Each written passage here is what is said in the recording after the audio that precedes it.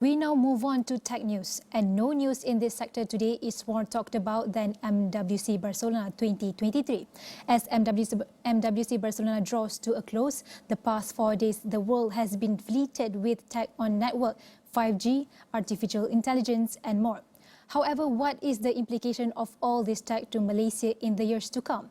Will Malaysia continue to just be a user of tech or embrace our place in the world as a creator of it? Astro Awani editors Hilal Azmi and Ibrahim Sani shares the final day wrap-up on this most exciting event on location in Barcelona and what this means to Malaysia moving forward. Go ahead, Jem. Okay, so we are at the vicinity of Camp Nou, the home of Barcelona FC.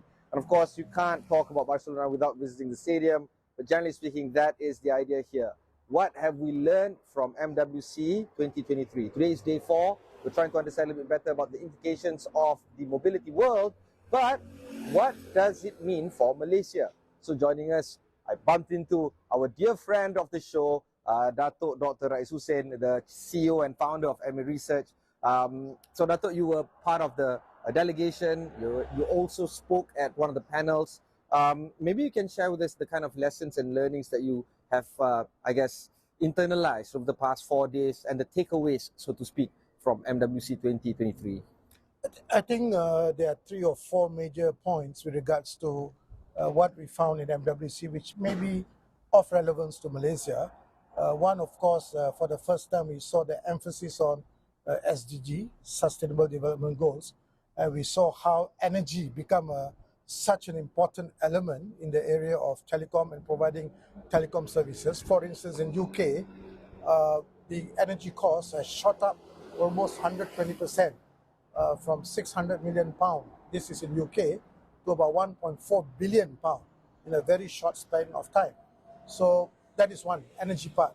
In terms of SDG, we found that there are more than 500 billion connected devices, connecting about 8.9 billion people in a short time to come.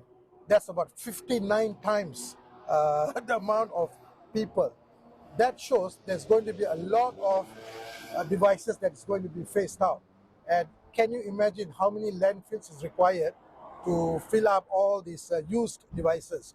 So given the fact that some are focusing on 5G, some are 4G, and some are still in 3 and 2G, it is also essential that how they can refarm and reuse this to minimize the impact on the climate and also on the environment. So these are 3 or 4 important emerging themes. Obviously, 5G has been a big discussion item. There is one session, for instance, where I participated was, is 5G is for everyone? Is 5G meant for everyone? The answer is no, right? Obviously, clearly, even the fellow panels have said that, number 1, it is focused to the industries. Number 2, it's focused to businesses who require IoT, very sensitive IoT that's time sensitive and so on and so forth. Whereas consumers, they still prefer to be 4G or 3G.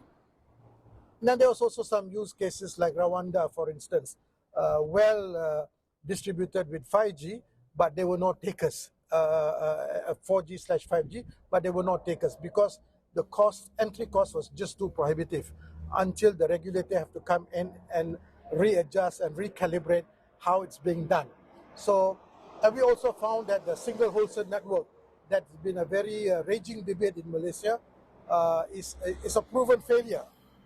And again, I hope that the powers that be in Malaysia will hear and decide based on data science and economics to move away from single wholesale network to maybe consortium-led network or maybe multiple wholesale network where the telcos are the leads and let the telcos do the business.